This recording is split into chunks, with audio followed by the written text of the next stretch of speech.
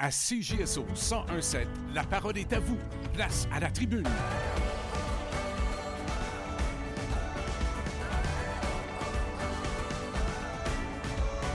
Voici Sylvain Rochon.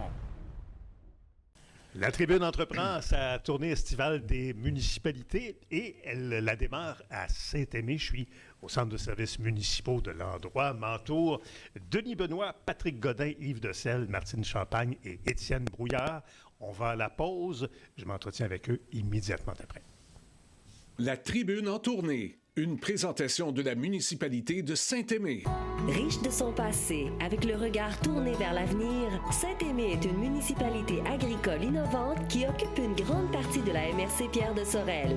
Elle est traversée par la rivière Yamaska, qui lui confère un paysage unique, attirant les visiteurs tels que les cyclistes, mais aussi les nouvelles familles désireuses de vivre dans un environnement paisible et accueillant. Les gens qui y vivent sont chaleureux et fiers d'y habiter de génération en génération. Saint-Aimé, nos pas d'aujourd'hui dans leurs traces d'hier. Le maire de Saint-Aimé, Denis Benoît, est avec moi. Salut, Denis. Bonjour, M. Rochon. Parle-moi donc d'abord, Denis, de ton histoire personnelle, toi, avec Saint-Aimé. Est-ce que tu es né ici, à Saint-Aimé? Oui, c'est long, mon histoire personnelle, M. Rochon. Oui, bien, pas tout au complet. Là. Je sais qu'on a le même âge. Là. Raconte-moi pas 65 ans de ta vie. Là. Partir à 40. Non, bien, en fait, oui, je suis né ici à Saint-Aimé, 1961, pour être précis. Puis, je suis allé à l'école ici, les amis sont ici, la vie est à Saint-Aimé.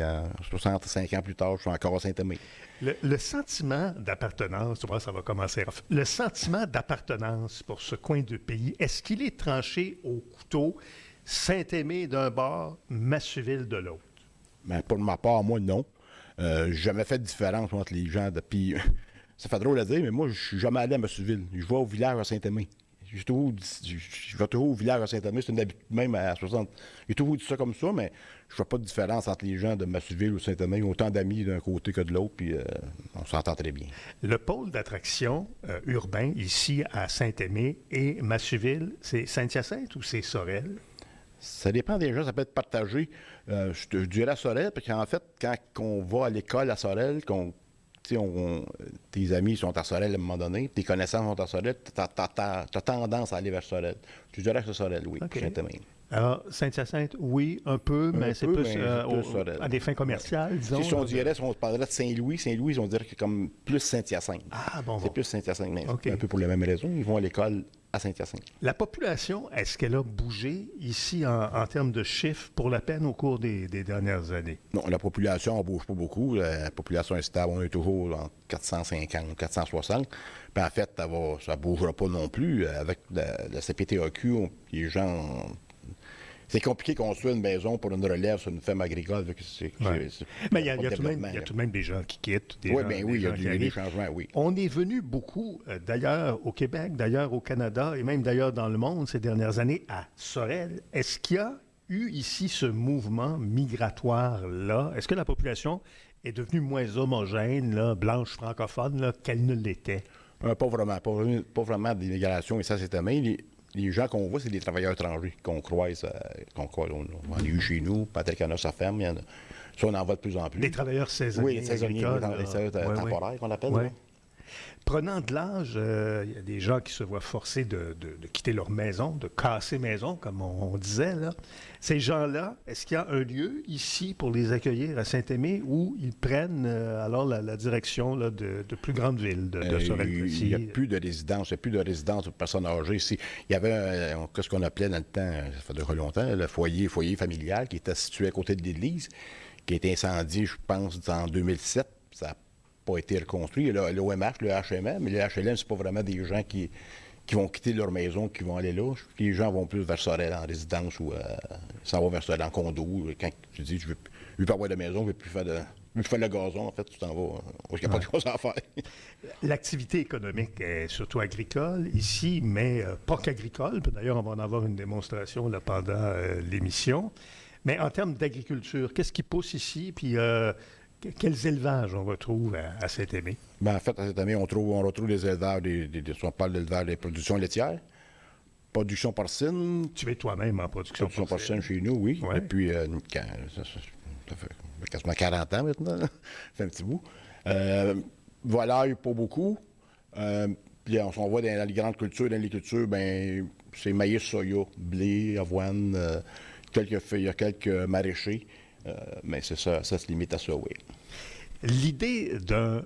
Là aussi, là, ça va être plus corsé. L'idée d'un regroupement avec Massuville, ça fait débat ici là, depuis aussi longtemps que je me souvienne.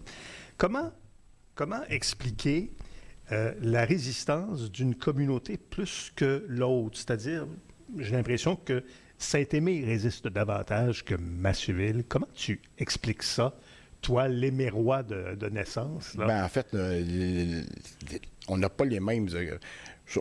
souvent, on va se faire parler de richesse foncière, mais la richesse foncière, chez nous, c'est des terres agricoles. Ouais. Les terres agricoles, j'en parle, là, puis je pense à la Sûreté du Québec qui nous est facturée, nous, chez nous, Saint-Aimé, sur la richesse foncière qui est les terres agricoles, qu'on doit débourser à chaque année 225 000 pour une population de 440 habitants. C'est comme pas logique que je sois posé là-dessus. C'est un peu dans le même sens avec le regroupement avec l'autre municipalité. Par contre, je reviens toujours, oui, on n'est pas favorable à un regroupement, mais on a des bonnes ententes. On a des ententes pour les services qu'on s'en est parlé à quelques reprises depuis janvier, que ce soit le Loisir, Carré-Royal, ou la bibliothèque, qu'on partage ensemble. Nos services incendies sont reliés par une régie qui, avec Saint-Louis, Saint-Aimé et Massuville. C'est la même chose de notre réseau d'aqueduc. Même si on n'est pas regroupé, je pense qu'on travaille beaucoup ensemble. Je pense aux activités qu'on est capable de faire au Carré-Royal, que ce soit la Saint-Jean-Baptiste, que ce soit on vient de passer le marché de printemps. Je vois M. Dessel qui était là, puis on s'en est jasé, que c'était quand même impressionnant qu'une municipalité de 2 municipalités à 1000 habitants, pour les deux, qu'on soit capable de réaliser des activités qui vont attirer des 3 000 à 4 000 personnes. C'est vrai que c'est impressionnant. Oui, c'est impressionnant. Puis, alors, les services en commun, Denis, tu crois que c'est une recette plus gagnante que la fusion? Bien, pour nous, oui. Pour nous, oui. Il y a eu des élections municipales en novembre. Est-ce qu'on s'intéresse beaucoup ici à Saint-Aimé à la politique municipale, à la gestion que le conseil fait des deniers publics? On parle des membres, des gens aux réunions de conseil, il n'y a pas beaucoup de gens qui viennent aux réunions de conseil. Si on a quelqu'un de temps en temps, c'est parce que personne n'a un point en particulier à venir nous jaser, mais de routine, on n'a pas vraiment de... Oui, les gens... Aujourd'hui, c'est assez facile avec les sites Internet de la municipalité. Les renseignements sont tous là. S'il y a des questions, on a notre urbaniste qui dépend des questions. C'est le zonage, le règlement, c'est souvent l'urbaniste qui va leur répondre, qui les achemine au bureau. Mais avec le site Internet, la page Facebook, les gens... On a l'infolette depuis maintenant plus qu'un an. Les gens... on a fait le municipal qu'on avait, mais c'est comme s'il y a des gens qui... Ça va peut-être directement à la récupération. Avec l'infolette, on a eu des félicitations là-dessus que les gens ont quand même assez équipés pour se renseigner. Là. Je parlais des élections de novembre dernier. Ça se bouscule pas aux portes non plus pour siéger à la table du conseil? Ça se bouscule pas aux portes. Chez nous, à Saint-Aimé, on a eu un poste en élection avec une nouvelle conseillère qui a été élue en novembre, mais effectivement, ça, je regarde au niveau de la MRC, il y a plusieurs municipalités. Il y a des municipalités qui ont plus d'action que d'autres, mais ici, non, il n'y avait pas de... beaucoup. Non. Le Québec sera bientôt plongé en campagne électorale. Quel engagement aimerais-tu entendre, toi, des partis et des candidats prendre à l'égard des municipalités rurales? Là, c'est qu'elle revoit la méthode de calcul de la Sûreté du Québec, en partant, puis simplifier la bureaucratie, toute la papasserie qu'on doit compléter pour, je dirais, changer un ponceau. On nous prend plein de choses, plein d'autorisations. C'est OK d'en avoir, de ne pas faire les choses n'importe comment, mais à un moment donné, je pense que souvent, les règles sont faites pour les villes comme Montréal, Longueuil, Sorel-Tracy, mais quand on est 400 habitants, on n'a pas les... Ici, au bureau, il y a une directrice générale puis une DG adjointe. Ou une DG adjointe puis une DG... C'est toujours les mêmes personnes qui sont ça là. Ça leur exige beaucoup de temps qu'ils n'ont pas là, à consacrer à ça. C'est quoi les dossiers prioritaires à Saint-Aimé même pour lesquels tu aimerais entendre les candidats s'engager à vous aider? Est-ce que vous avez des dossiers prioritaires? Là? J'aimerais ça qu'il y avait on dirait depuis un an, les programmes d'aide sont comme pas abolis, mais sont comme gelés. C'est pas mal plus compliqué d'aller chercher des aides financières. On aimerait que ça soit remis en marche. Ça a aussi simplifié, qu'on ne soit pas obligé de le faire. Tu sais, nous, on a une demande d'aide financière, ça fait 4 fois qu'on l'a fait là, pour le même projet. Mais à un moment donné, tu peux bien réenrichir.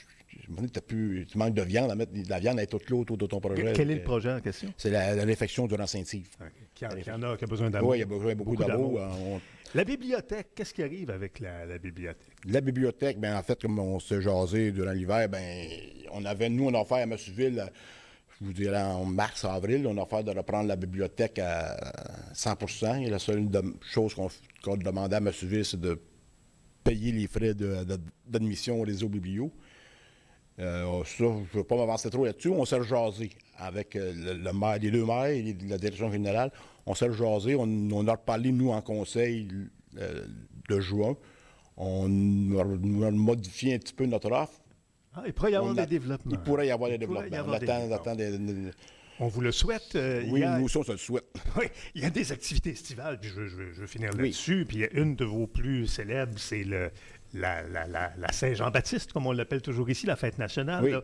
Vous avez notamment votre défilé de la Saint-Jean. Oui. Mais la fête de Saint-Jean-Baptiste qui va se dérouler du 24 au 28 juin. 49e édition, presque 5 ans. C'est comme, je reviens encore, être capable de maintenir une activité comme de l'ampleur qu'elle a encore aujourd'hui pendant presque 50 ans. Puis c'est un comité, c'est des bénévoles. Oui, les municipalités, on supporte avec...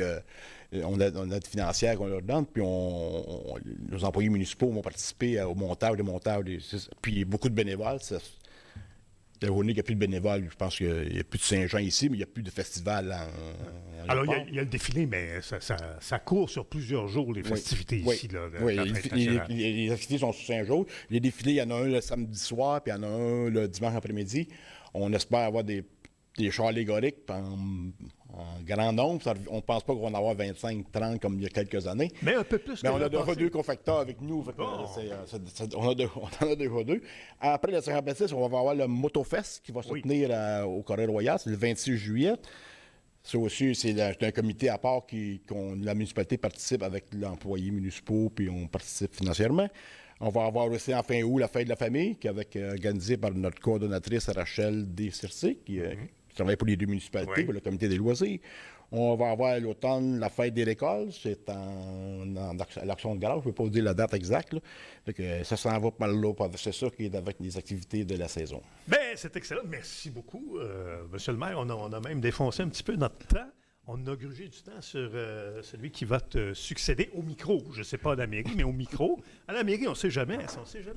Patrick Godin est conseiller municipal depuis plusieurs années à Saint-Aimé, producteur laitier dans une ferme de plusieurs générations. Bonjour, Patrick.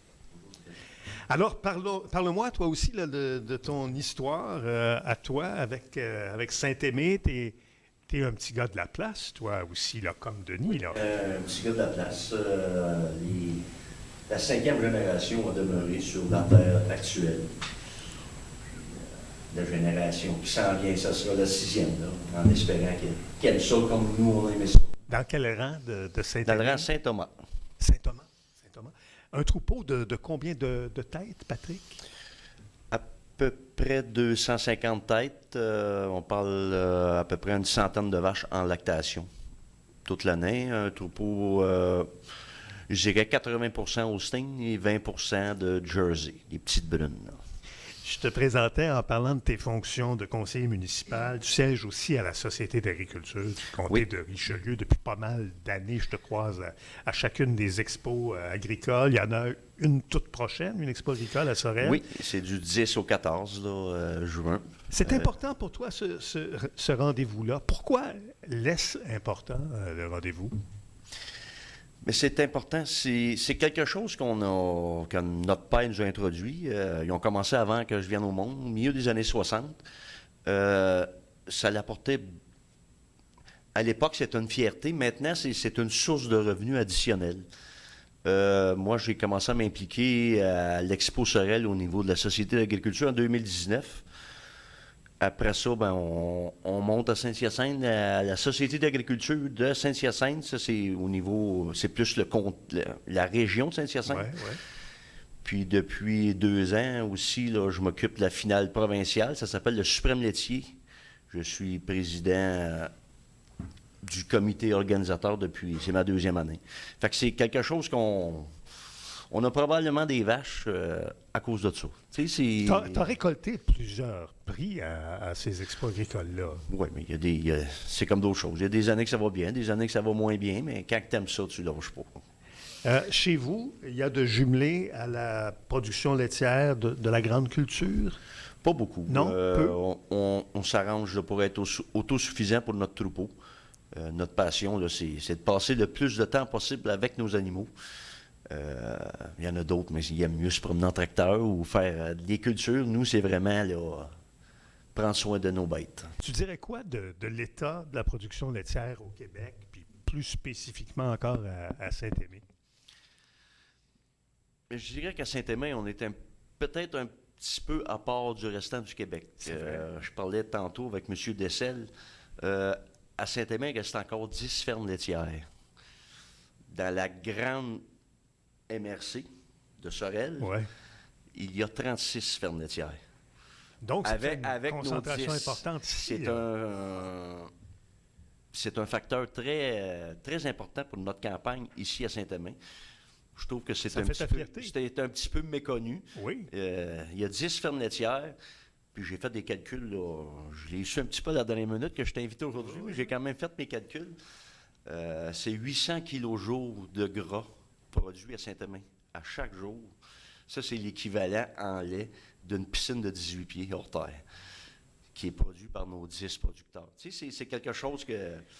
Tu sais, j'aime bien vulgariser l'agriculture, mais à Saint-Aimé, c'est ça qu'on fait. Ouais. C'est ça, ça nous aide à mieux comprendre. Alors, 10 fermes de production laitière ici, à l'heure où on dit qu'il y a de moins en moins de fermes à dimension familiale. Alors, c'est quelque chose dont on doit se réjouir.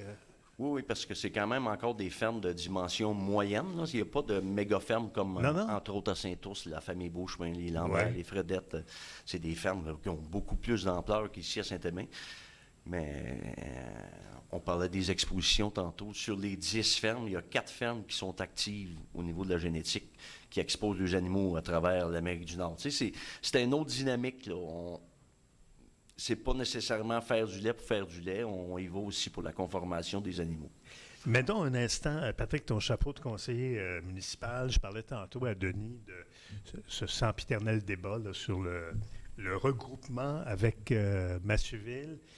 Les choses évoluent comment en termes de voisinage avec Massuville, en termes d'entente avec Massuville, pour le mieux ou pour le pire? Qu'est-ce que tu observes, toi, là? Moi, je suis un peu, là, tu viens de t'auto-censurer, j'ai l'impression. Le village, c'est mon village. Ça a toujours été mon village. Mon grand-père est venu finir ses jours au village. Mon père est venu finir ses jours au village. Moi, il n'y a pas de... Il n'y a pas de frontières. Il n'y a pas de frontières. Il n'y a pas de frontières comme telles. Là, c'est sûr que c'est des calculs, puis c'est tout ça, mais il y a moyen de s'arranger. Il y a toujours eu moyen de s'arranger. Puis je pense qu'il y a encore moyen de s'arranger pour le futur. C'est un petit peu une négociation pour le moment. T'sais, on en donne un petit peu. C'est une négociation. Comment vois-tu l'avenir du coin de pays là, que tu chéris tant, là? Ben, je le vois bien parce qu'on est bien... Moi, je trouve qu'on a un beau coin de pays. On a une campagne qui est très vivante. Puis il s'agit de... Tout le monde s'aide, puis le village aussi. Là, moi, je trouve que c'est un bien beau village, puis il y a des bien belles activités. C'est un très beau coin de pays. Merci beaucoup, Patrick Godin. Merci, Denis. Restez avec nous. On va aller entendre des publicités. Puis de l'autre côté de ces publicités-là, nous allons parler à Yves Dessel et à Martine Champagne. La tribune en tournée. Une présentation de la municipalité de Saint-Aimé. Riche de son passé, avec le regard tourné vers l'avenir, Saint-Aimé est une municipalité agricole innovante qui occupe une grande partie de la MRC Pierre de Sorel. Elle est traversée par la rivière Yamaska, qui lui confère un paysage unique, attirant les visiteurs tels que les cyclistes, mais aussi les nouvelles familles désireuses de vivre dans un environnement paisible et accueillant. Les gens qui y vivent sont chaleureux et fiers d'y habiter de génération en génération. Saint-Aimé, nos pas d'aujourd'hui dans leurs traces d'hier. La tournée de la Tribune s'arrête aujourd'hui à Saint-Aimé. C'est notre première halte de la saison qui en comptera une bonne dizaine cet été. Yves Decelle est avec nous. Yves Decelle, résident de Saint-Aimé depuis... Ça commence à faire un bail, là, depuis combien de temps? Quelques décennies, crois, Yves? Ça fait 56 ans cette année. 56 ans? Oui. Et je disais quelques décennies, je ne me trompais pas. 56 ans, c'est presque 6 décennies. Comment es-tu arrivé ici? Est-ce que tu connaissais Saint-Aimé de longue date au moment de t'y établir? C'était un vieux projet de s'y établir. Comment c'est arrivé dans ta vie? Raconte-moi l'histoire de ton arrivée ici. Moi, je donnais des cours à Montréal, aux ateliers du Frère Jérôme, à une dame qui s'appelait Claire Lavoie. Et elle enseignait, elle, à Sorel. Elle était infirmière, puis elle enseignait à Sorel. Bon. Et finalement, elle m'avait invité à passer, moi et ma femme, une fin de semaine à Saint-Aimé. Et elle habitait le rang du bord de l'eau. C'est de même que j'ai connu Saint-Aimé. Et par la suite, j'ai vu dans la presse une annonce où on annonçait une ferme à vendre à Saint-Aimé, dans le rang du bord de l'eau. Alors, j'ai cru que c'était la maison qu'elle habitait, qu'elle avait louée. Et à ma grande surprise, ce n'était pas la maison, c'était une maison qui était à quelques pas de la maison qu'elle habitait. Mais c'est amusant parce que tu t'es rendu là, croyant vraiment que tu allais revoir cette dame-là. Non, elle n'habitait pas là. C'est ça? Je pensais que c'était la maison qu'elle avait louée. Ah, oui, oui. Bon. D'accord. Et finalement, j'ai eu un coup de cœur pour cette maison-là. Et moi, à l'époque, je voulais partir un centre d'art. Et ce que la maison m'offrait, c'était un grand bâtiment. Et en plus, j'avais une terre avec... bon. Et finalement, je me suis vite rendu compte que ça serait très dispendieux de partir un centre d'art à cet endroit. Et là, je me suis mis à m'intéresser à l'agriculture. Alors, j'ai commencé par l'élevage de bœufs de boucherie. Par la suite, j'ai élevé des chèvres laitières et j'ai fini l'élevage avec des chèvres angora qui donnent de la laine mohair.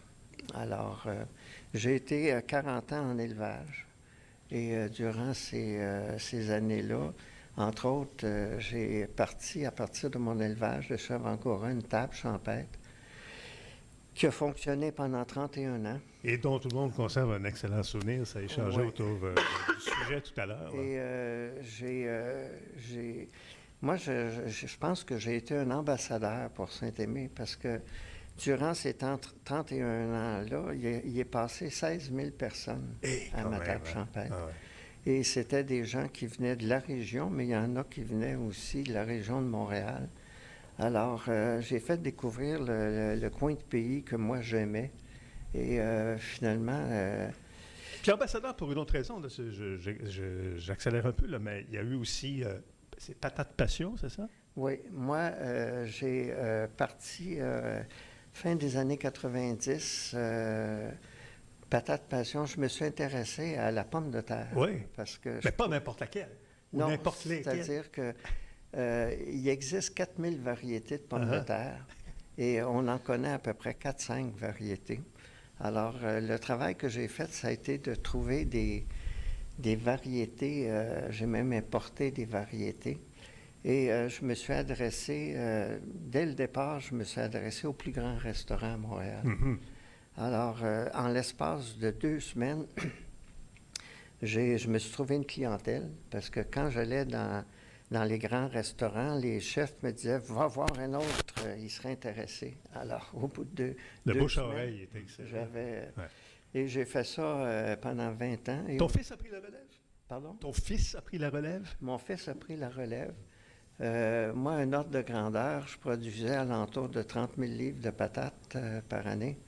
Et lui, il en produit, il a un objectif. L'année passée, je pense qu'il en a produit 85 000 livres. Et là là! Cette année, il va en produire 100 000 livres. Eh bien. Tu as enseigné dans le domaine des arts. Il m'a semblé observer au fil des ans que beaucoup d'artistes puis d'intellectuels se posaient à Saint-Aimé et Massuville. Est-ce que tu as une explication pour ça? Est-ce que c'est parce que le coin de pays est inspirant? Bien, moi, je trouve que je vais faire un commentaire concernant la région de Sorel. Quand je suis arrivé ici, au niveau culturel, c'est assez faible. Actuellement, on a à Sorel la Maison des gouverneurs, on a le Centre d'art contemporain, on a la Maison de la musique. Et tout ça fait en sorte que, finalement, il y a une activité culturelle qui attire peut-être les gens dans la région. Ouais. Il y a les artistes qui se posent ici, puis il y a les artistes qui grandissent ici. Tu es le papa de Geneviève Duluth de Selle, cinéaste qui vient de sortir un extraordinaire film. Tu dois être très fier de ta fille. Je suis très fier de ma fille. Et ce qui me réjouit, c'est que j'ai 3 enfants. Et mon fils a comme pris la relève de Patate Passion. Il ne fait pas juste ça, il y a un autre emploi aussi. Mais on se demande toujours en tant que parent, qu'est-ce qu'on lègue à nos enfants? Je n'ai pas demandé à ma fille d'être réalisatrice de cinéma, mais probablement que j'ai eu une influence, soit une influence explicite ou implicite. Ce qu'on transmet à nos enfants, c'est pas toujours évident, ce qu'ils retiennent. J'ai une fille qui habite en France et moi, j'ai enseigné et la mère de ma fille enseignait elle aussi. Et ma fille enseigne à l'Université de Nantes. Alors, j'ai 3 enfants qui ont pris un petit peu de ce qu'on était dans la vie. Et ça, j'en suis très heureux. Et tu as une conjointe qui peint, qui est dans le domaine des arts également.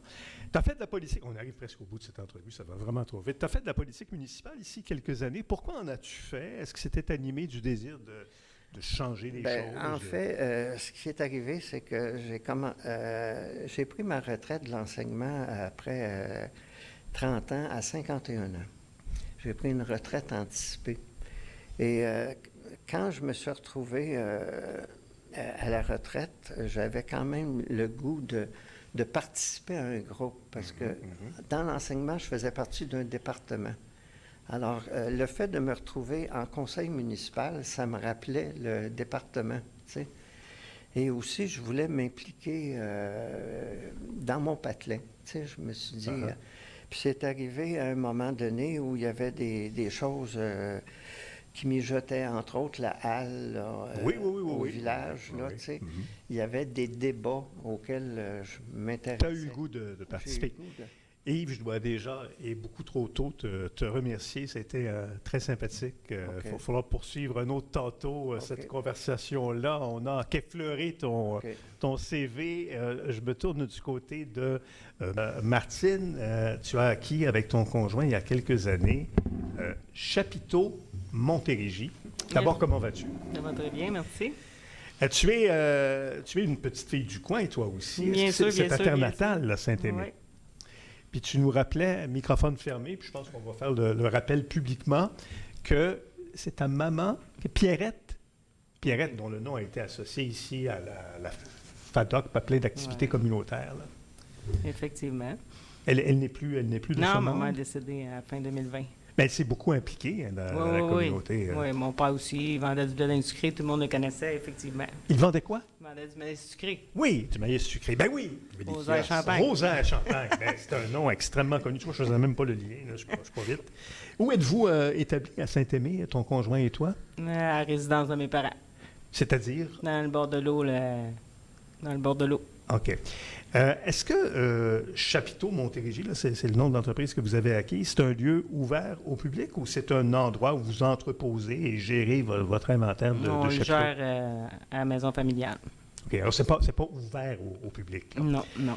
Vous avez toute une variété de chapiteaux, d'allures, de tailles différentes. Non, Explique-moi ça. Beaucoup de stocks. On a des chapiteaux, on fait des planchers, des scènes, on loue des tables, des barbecues, etc.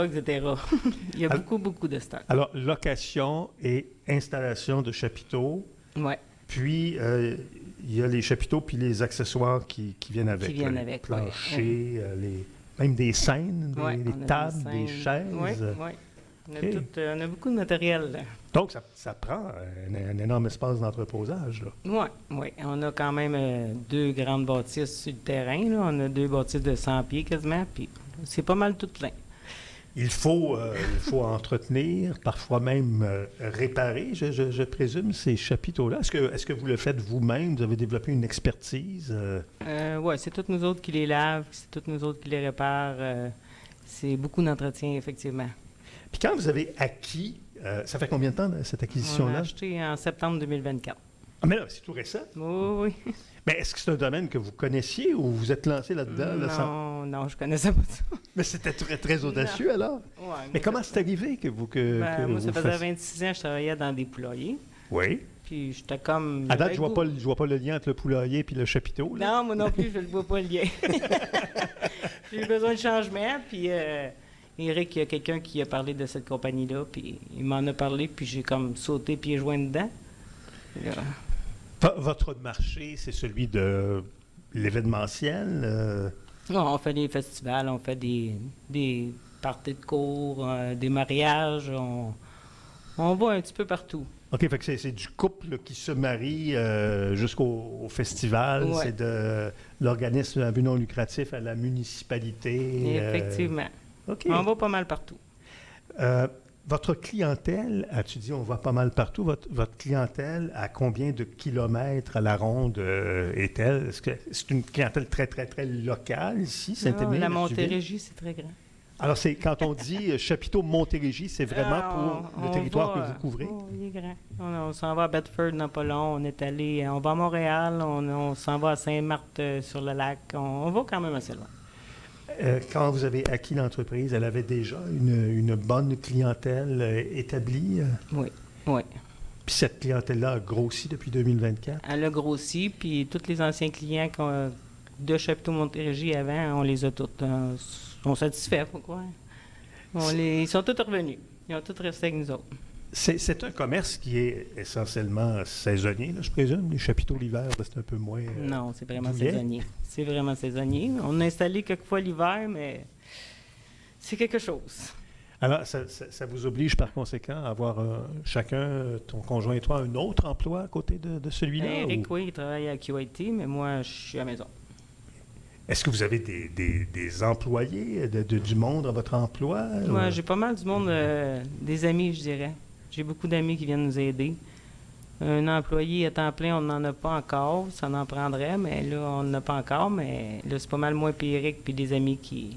Alors, ça veut dire que vos étés, vous autres, là, vos étés, c'est extrêmement occupé. Ça n'arrête jamais, jamais. Vous devez être mort en fin de saison. Ouais, mais j'ai l'hiver pour me reposer. Oui? Oui. Non, mais c'est Mais beaucoup, beaucoup de c'est prenant. travail. Là, j'avoue que là, c'est commencé depuis le mois de mai, puis c'est très prenant.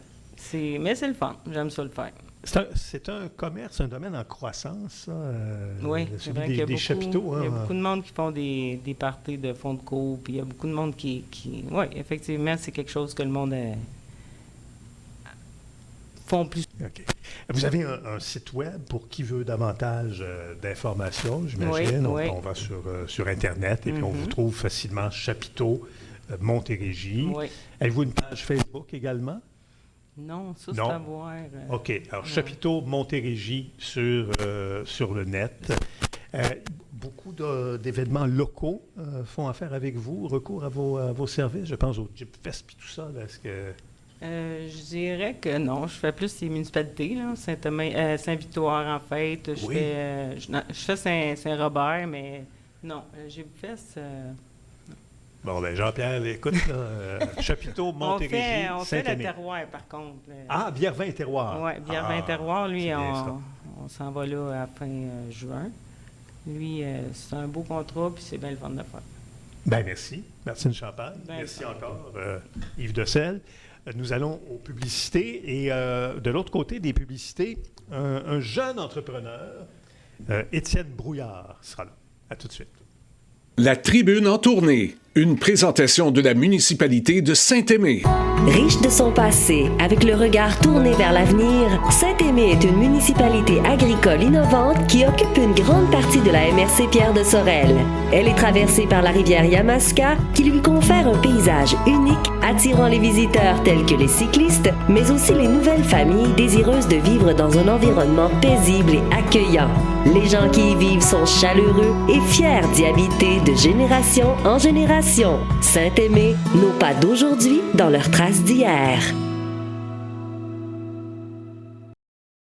Nous sommes à Saint-Aimé pour notre tournée des municipalités. Nous l'entreprenons ici. Puis là, on va demeurer dans le domaine de l'entrepreneuriat émérois. Émérois, ça, c'est le gentilé de la municipalité.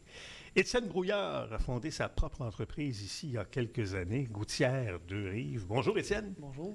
Comment vas-tu? Ça va super bien. Toi, tu es ici pour faire descendre la moyenne d'âge. Ouais. On peut dire ton âge, puisqu'on a dit qu'on avait 65 ans, Denis et moi. Toi, tu as? J'ai 26 ans. 26 ans. 26 ans. C'est jeune, hein, Denis? Ah, c'est jeune. Ouais, mais ça passe déjà vite. Ça fait longtemps. Ah oui, ça passe déjà vite. Eh bien là, tu viens à 100 000 à l'heure, toi, surtout l'été, avec tes gouttières. Là. Ouais. Hein? Brouillard, c'est un patronyme très, très courant ici à Saint-Aimé. Tu es natif de Saint-Aimé? Natif de Saint-Aimé. Je suis né à Saint-Hyacinthe, mais natif de Saint-Aimé. Ah, né à Saint-Hyacinthe, mais tu as grandi à... Ben, j'ai grandi à Massuville, exactement, mais là, présentement, j'habite à Saint-Aimé. Il fait la différence. Il a grandi à Massuville, mais il est rendu à Saint-Aimé. C'est pareil, mais... C'est l'âge. Ah. C'est l'âge. Ah oui, peut-être que les jeunes font davantage la Ouais, mais quand différence. à l'école, il fallait écrire Massuville, on n'écrivait pas Saint-Aimé. C'est vrai? Ben oui. Ah! Mais c'est amusant, tu vois, d'avoir un autre Ça son va pas, de celle-là. cloche. Un autre son de cloche. La généalogie, ça doit être ici, comme dans toutes les petites places, là, un loisir de prédilection. Alors, j'ai le goût de te demander, tu es le fils de qui, toi? Stéphane Brouillard, Oui. puis ma mère, c'est Jannick Comtois. OK. Jannick, elle vient pas d'ici. Elle vient de Montréal. Ouais, c'est pas grave. On l'aime pareil. Ouais, Même si ça vient pas d'ici, un peu moins. On les a l'aime pareil. Ouais, c'est encore aussi. Et ton père, lui, est originaire d'ici? Ouais. Oui? OK. Comment est-ce que c'est arrivé que tu t'intéresses à ce domaine très précis là, de l'industrie de la construction qu'est l'installation de gouttières? Comment c'est arrivé, cette histoire-là? C'est arrivé par hasard. À la base, je suis un menuisier, charpentier. J'ai touché un peu à tout, là, le revêtement, la charpente de mur, tout ça. Puis, Tu as étudié dans ça, là, Ouais, au secteur professionnel? ouais, c'est ça. À la base, je suis menuisier, là, à la base. OK. J'ai fait mon cours. Puis, par hasard, dans le fond, j'ai vu un trailer tout équipé pour faire de la gouttière à vendre par quelqu'un que je connaissais. Puis, j'ai décidé de l'acheter. Fait que je me suis lancé là-dedans sans avoir fait... J'avais jamais touché aux gouttières de ma vie. Fait que je me suis lancé là-dedans. Juste parce que le trailer était beau? Ouais, bien équipé. Puis, tu sais, j'avais envie de me lancer un peu à mon compte, là, faire mes affaires. Puis je regrette pas pantoute, là. C'est super le fun. Ça va super bien. Ça fait 2 ans et demi. Puis ça roule. Je n'ai pas de ça à la tête. Là. Ah ouais? Mais ça prenait quand même du cran, Quand même. une certaine audace. Tu sais, t'es lancé, là, t'aurais pu travailler pour d'autres là, Ouais. toute ta vie. Non, puis, c'est ça. Ça aussi, c'est l'âge. Ça aussi, c'est Moi, l'âge. tu sais, Mais à l'âge. je me disais que dans le PDP, qu'est-ce qui allait arriver, c'est que j'allais revendre mes affaires, puis j'allais retourner travailler pour quelqu'un d'autre. Tu sais, c'est pas ça qui me stressait bien. Là, fait que... Non, ça prend de l'audace, ça prend du courage, c'est beaucoup de temps, beaucoup de temps. Puis... As-tu eu de l'aide pour te lancer? Là? Je pense à nos organismes ici de développement pas vraiment. économique, là, non? Qu'est-ce qui a beaucoup aidé, c'est que je connais beaucoup d'autres contracteurs que eux, tu sais, mettons, ils m'envoient beaucoup de jobs. Fait que c'est sûr que ça l'a aidé en partant que j'avais beaucoup de contacts en commençant. Ah, Tu sais, oui. quelqu'un qui n'a pas de contacts, c'est pas pareil. J'avais beaucoup de contacts. Fait que c'est sûr que ça l'a aidé, mais sinon, comme ça. Alors, Gouttière Deux-Rives, tu l'as fondé parce que tu as acheté le camion là, de la Ouais, compagnie. dans le fond, Ça s'appelait pas comme ça? Non, ça s'appelait Gouttière Sorel, me semble, mais tu sais, j'ai pas acheté de compagnie, rien. J'ai vraiment juste acheté une remorque. Puis OK.